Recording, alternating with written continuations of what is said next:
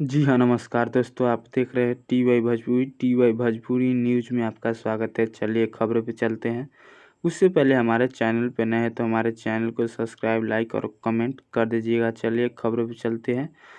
खेसारी लाल यादव जी का न्यूज़ बोलबम सॉन्ग का पोस्टर आ गया है। आप लोग नहीं देखे हैं तो हमारे स्क्रीन पर दिखाई दे रहा होगा। जिस गाने का नाम है चढ़ाई बेलपाता, जिस गाने को गाए हैं खेसारी लाल यादव जी और लिखे हैं कृष्णा बेदर्दी जी ने इस गाने को लिखे हैं और म्यूजिक दिए हैं आर्या शर्मा जी ने इस गाने में म्यूजिक दिए हैं, जो ग्लोबल म्यूजिक जंक्शन से आने वाला है, जिसका टीजर आज आ गया है। आप लोग नहीं देखे हैं तो जाकर देख लीजिएगा ग्लोबल म्यूजिक जंक्शन से।